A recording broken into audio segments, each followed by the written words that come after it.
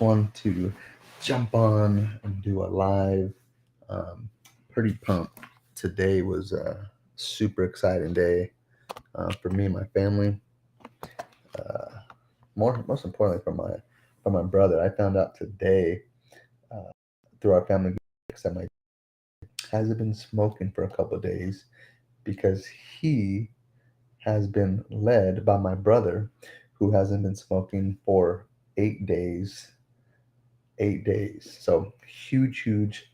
Um, if you guys are watching this for the first time, smoking weed, cannabis, vaping, very big in my family. I mean, most of my life, I didn't know my dad smoked. I mean, I think I was more oblivious my entire life. Never seen him smoke. But my mom, um, she used to, for many years, talk about my father and how he smoked and all the bad things about smoking weed. And of course, growing up in school, that's always saying just say no to drugs and all these things. So I never, ever, ever anticipated to ever smoke. But what I will say is, I was 18 years old. It was summertime, and me and my friends were just hanging out with my parents, my mom and stepdad, and I learned for the first time that my mom smoked weed every blue moon. And what that did was opened the door for me, but it also made me upset and angry because most of my life, my mom made it seem like she was a perfect angel and smoking weed was just horrible. So I just had that seed, never ever anticipated, planned, or wanted to smoke because, I was under the impression it was the worst thing ever. And just because my mom, that's how much influence my mom had in my life. And so when I found out that they smoked every blue moon, it opened up the gateway for me. The next time I was at a party, I'll never forget, um, a late friend of mine, his name was Tim Smith, incredible, incredible human. He was one of the big music guys at school and just full of life. So, anyways, shout out to Tim Smith, who is looking down here in heaven. But that opened up the door. And from that moment on, discreetly for several years, I would smoke cannabis and smoke weed. And of course, when the time came, I think, the first person that gave my brother his first puff. And, I had that responsibility. He always jokingly always would say it was my fault, and it was my fault. I led my brother into that life. And even though over the years, I stopped and really, would smoke occasionally over the course of, the next 15 plus years. Um, my brother smoked literally from age of like 18, I believe, and he may have smoked a little younger than that actually. Um, but from his first time up until now, he's about 34 years old, and he's on day 8 of not smoking. So super pumped, super proud of him, and he has a lot of reasons why he's stopping. Um, Most importantly, I would say just for the clarity, to level up in life, to just be more present, and as he's unwinding and clearing his body and just all these wonderful things that happen when you stop smoking. You just get a clarity in your life, and you realize a lot of time that's wasted. Um, you know, I know for myself, I can speak literally for myself.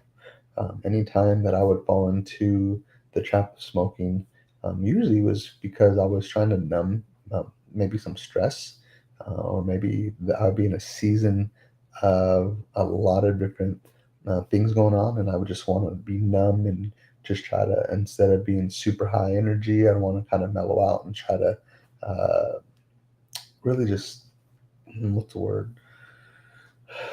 Just chill. If you've ever smoked weed, you know what that's like.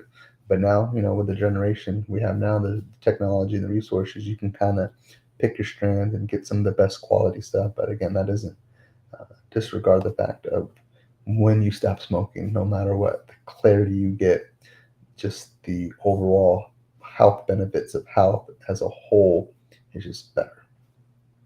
So, I want to jump on and just share that. If you guys like, share, or just hit that bell. Because what I will say is, guys, this is just going to be the start of a lot of different other videos that we can share. Because I will tell you this: the Nice's family has so many chains that are going to be broken, and this is just one of many. And one of them is smoking and just truly living a healthy life. So I hope you all have a great day. I hope for whatever reason, if you're watching this, my name is Matthew Nices, and I'm your friend.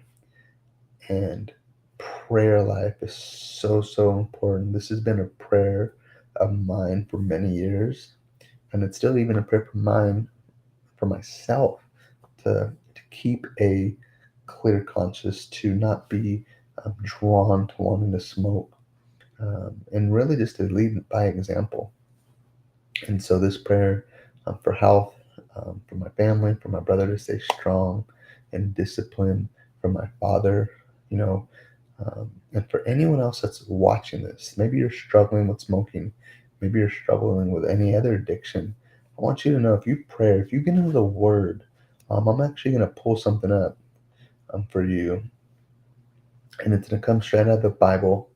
Uh, it's a word of the power of prayer. So just give me a second. I'm going to pull it back up. So this is going to come from the book of James. Confess your sins to each other and pray for each other so that you may be healed. The earnest prayer of a righteous person has great power and produces wonderful results. Comes from James 5:16. And I share that because over the years I've confessed my sins, and I've just continued to pray powerful prayers. And this has been one prayer from my family, is to break the generational curses of needing to smoke marijuana, to needing any kind of alcohol or drugs. And this is just that first step for our family to literally get closer to more bondage breaking and generational bondage that we're going to break, so we can get closer to the kingdom and continue to further the kingdom and share the good news of the gospel. So again, prayer life for smoking weed. Prayer life always wins. Love y'all.